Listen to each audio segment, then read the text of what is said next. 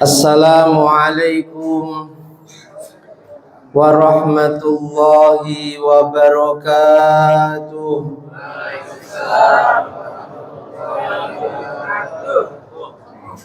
Innal hamdalillah sholatan wa salaman ala Rasulillah Sayyidina wa maulana Muhammad ibn Abdillah wa ala alihi wa ashabihi wa man nasarahu wa wala. La hawla wa la quwwata illa billah. Subhanaka la ilma lana illa ma 'allamtana innaka antal alimul hakim. Rabbi shrah li sadri wa yassir li amri wahlul 'uqdatam min lisani yafqahu qawli, amin, amma ba'd.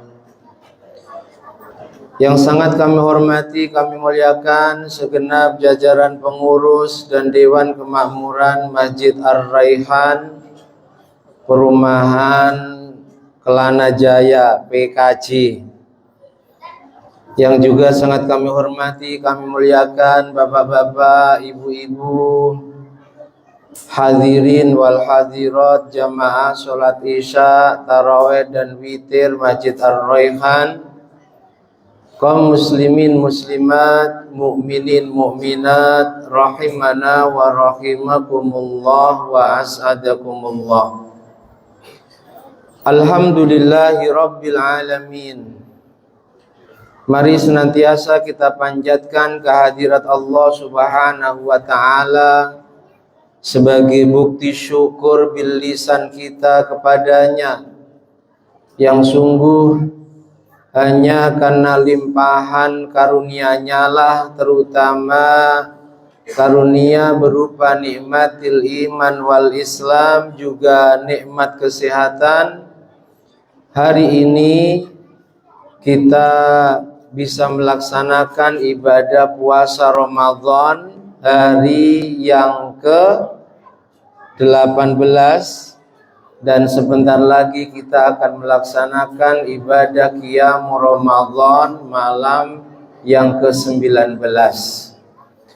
Mudah-mudahan dengan segala kekurangan ibadah puasa Ramadan kita, ibadah Qiyam Ramadan kita, dan juga amalia-amalia Ramadan lainnya, Allah Subhanahu wa ta'ala benar-benar berkenan menerimanya, sehingga menjadi wasilah Allah ampuni dosa-dosa kita, Allah terima taubat kita, dan Allah kabulkan semua hajat serta cita-cita luhur dan mulia kita, baik hajat agama dunia maupun akhirat kita. Amin, amin, Allahumma amin. Bapak Ibu jamaah semuanya yang dirahmati Allah, materi kultum taraweh malam ke-19 ini, sebagaimana yang diamanatkan oleh pengurus PMB Kecamatan Bengkong, adalah tentang zakat, infak, dan sedekah. Zakat, infak, dan sedekah ini tergolong ibadah maliyah.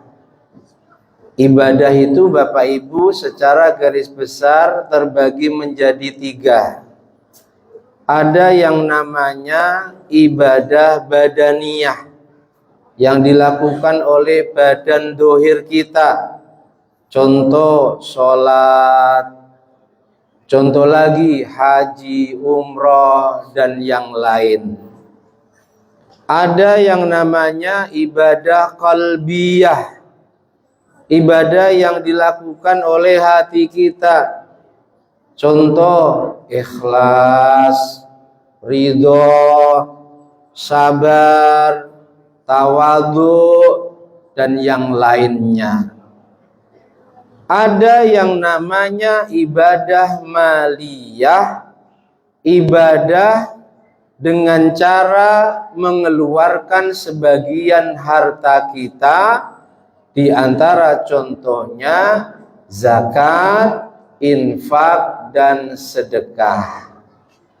Bapak Ibu jamaah semuanya yang dirahmati Allah, zakat hukumnya wajib bagi mereka yang telah memenuhi syarat wajib zakat.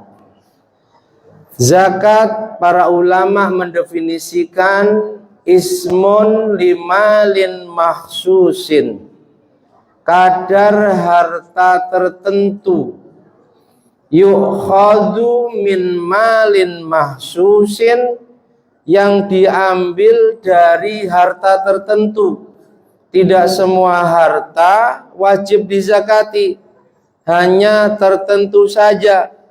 Kalau dalam mazhab Syafi'i hanya 5 harta saja: binatang ternak, emas, perak, biji-bijian, buah-buahan, dan harta dagangan.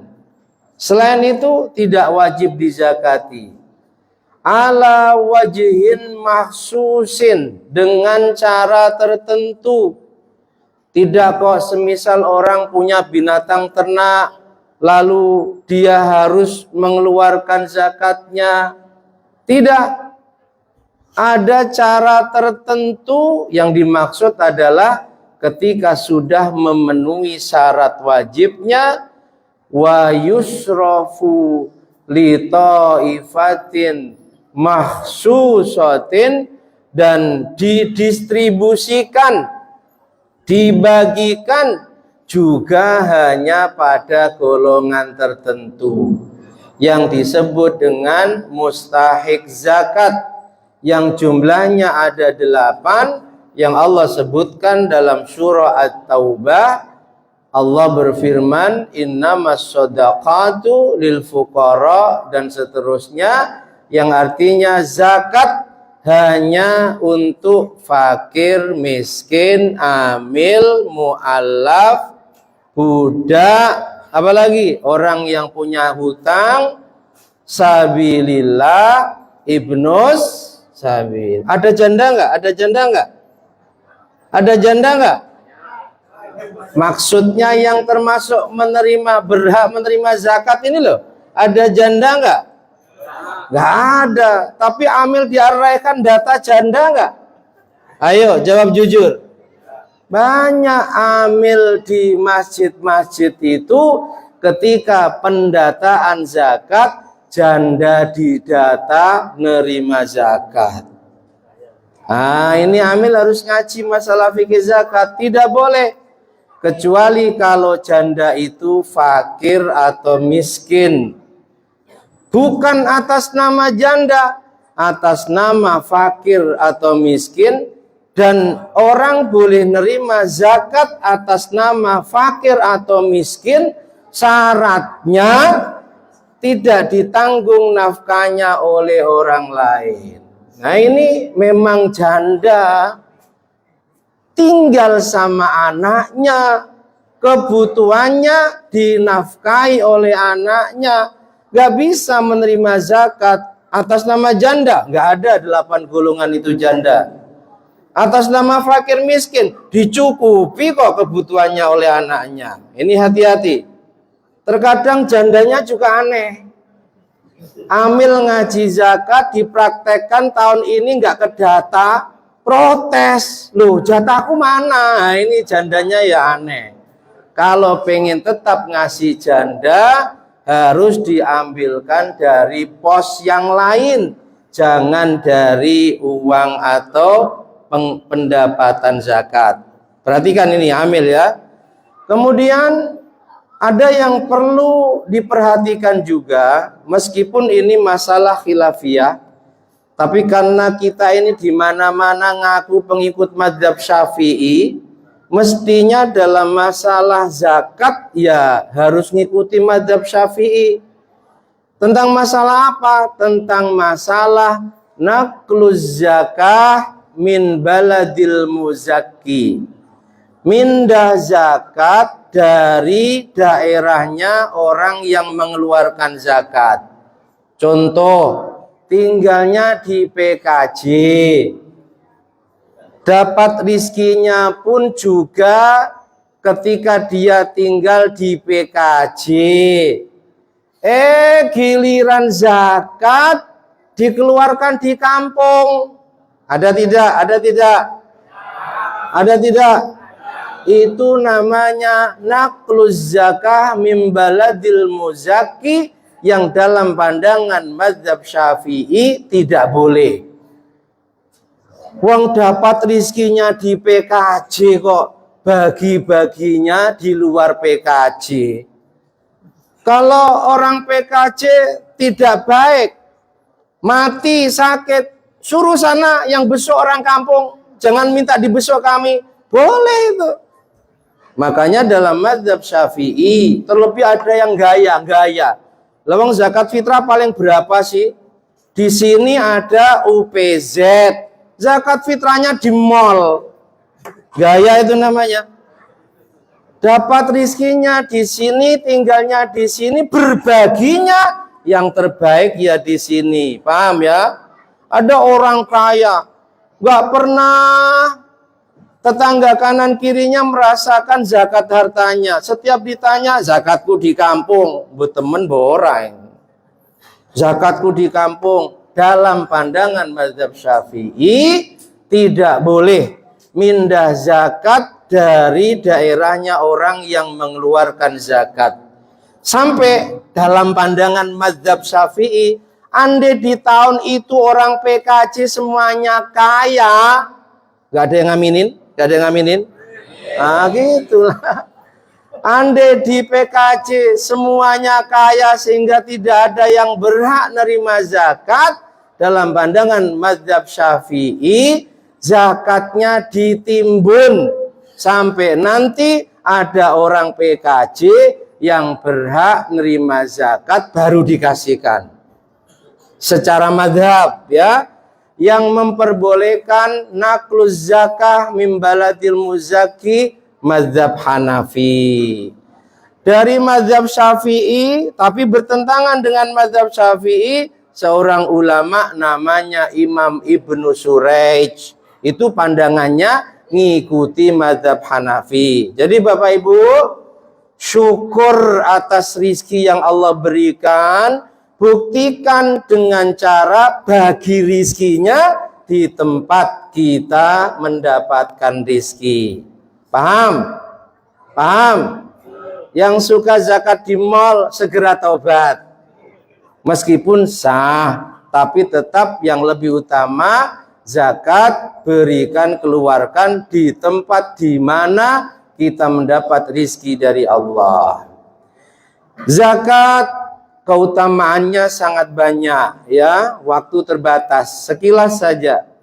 Di antaranya zakat bisa membersihkan harta kita, juga bisa mensucikan jiwa kita, hati kita dari dosa, dari sifat bakhil, dari sifat-sifat tercela. Harta kita ini 100% murni halal sulit. Imam Ghazali yang hidup di tahun 7 Hijriah, sudah berapa abad, itu sudah mengatakan, kalau pengen dapat rizki yang 100% murni halal, kata beliau nih, beliau hidup di abad ke-7.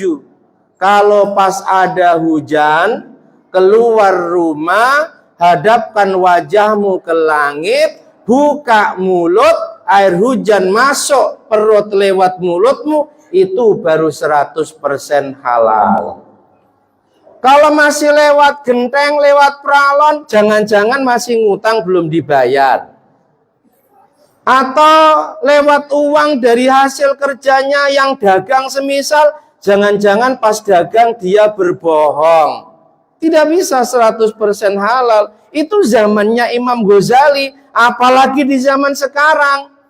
Maka kita harus mengakui harta yang kita dapatkan meskipun nomenklaturnya, bahasa kerennya ya, judul kerjaan kita halal, pasti kita melakukan hal yang menyebabkan harta kita kurang 100% halal sehingga kotor, bersihkan dengan cara apa?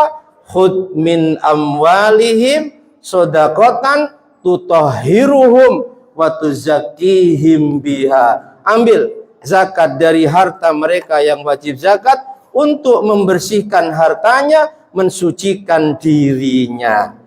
Jadi zakat bisa membersihkan kotoran, dan hakikat zakat itu Bapak Ibu memang kotoran. Sehebat apapun kalau orang makan kotoran, bahaya tidak? Bahaya. Maka harus dikeluarkan, dan hakikat zakat kecuali itu kotoran juga hak orang lain. Allah berfirman, wa fi amwalihim haqqun lis-sa'ili wal mahrum.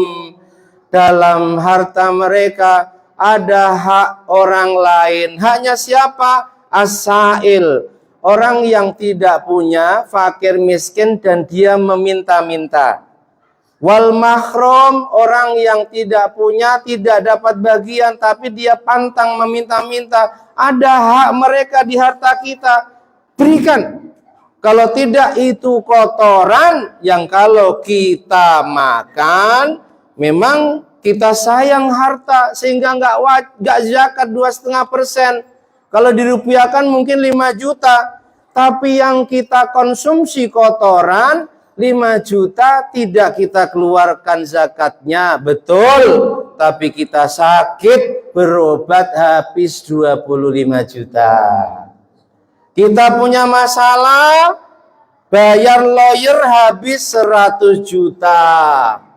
Andai kita mengeluarkan 5 juta yang itu kewajiban kita, aman, tak ada sakit, aman, tak ada masalah. Hidup adalah pilihan. Silakan milih yang mana. 5 juta lebih kecil nominalnya, Allah ridho. 10 juta untuk berobat, 100 juta untuk menyelesaikan masalah. Kamu pilih yang mana, Bu? Pilih yang mana? Paham ya? Zakat itu kotoran, keluarkan. Kemudian infak sedekah. Infak sedekah bedanya apa? Infak ada yang hukumnya wajib. Apa? Nafkahi keluarga, istri, anak-anak, orang tua mungkin yang ikut kita, hukumnya wajib. Tapi ada yang hukumnya sunnah.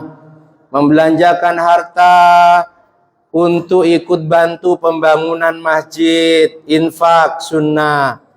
Kalau sedekah, sunnah. Tapi akan menjadi wajib ketika dinadari. Beda infak dan sedekah apa? Infak harus berupa harta. Kalau sedekah, senyumanmu sedekahmu, tenagamu sedekahmu, ilmumu bisa menjadi sedekahmu, pikiran-pikiran brilianmu bisa menjadi sedekahmu. Tapi kalau infak harus berupa harta. Baik infak sedekah, Allah janjikan kebaikan luar biasa bagi pelakunya. Infak diantaranya, wa ma anfaqtum min syai'in fahuwa yukhlifu. Ini janji Allah. Apapun yang kita infakkan, belanjakan di jalan Allah, Allah pasti ganti, pasti ganti. Itu janjinya Allah. Dan perumpamaan orang yang infak di jalan Allah seperti orang yang kamasali habbatin, menanam satu benih, tumbuh 7 tangkai, masing-masing tangkai tumbuh 100 biji. 1.000 yang kita infakkan di jalan Allah, pahalanya dilipatkan 700 kali lipat. Orang yang infak di jalan Allah tiap hari pun didoakan malaikat sepanjang hari. Allahumma ya Allah, berikan kepada hambamu yang hari ini infak, beri ganti apa yang dibelanjakannya sepanjang hari. Sedekah, sekali lagi, hukum asal sunnah bisa menjadi wajib ketika kita nadarkan. hassinu amwalakum bizzakah wadau mardakum bisadaqah. Di antara keutamaan zakat dan sedekah, Nabi katakan, jaga hartamu dengan zakat, obati penyakitmu dengan sedekah. Pertama Nabi ceramah, yang hadir banyak, ada orang Yahudi yang mendengarkan ceramah. Dia ngamalkan ini sambil berkata, kalau aku buktikan benar ucapannya Muhammad, zakat bisa menjaga hartaku, sedekah bisa mengobati penyakitku, yang waktu itu hartanya sedang dipasrahkan pada kabilah dagang. Penyakit di tubuhnya pun sudah tahun-tahunan gak sembuh. Yang buktikan kebenaran janji Nabi ini bukan umat Islam, Yahudi tadi. Pulang dihitung hartanya, ambil 2,5% dibagi, sedekah. Allah sembuhkan penyakitnya, Allah jaga hartanya, datang pada Nabi, minta diislamkan. Alhamdulillah. Kalau Yahudi saja membuktikan janji Nabi bahwa zakat bisa menjaga harta dan sedekah bisa mengobati penyakit, kita pun harus lebih yakin daripada keyakinannya Yahudi, zakat menjaga harta, sedekah mengobati penyakit. Kelamaan ini. Saya kira demikian, mudah-mudahan bermanfaat.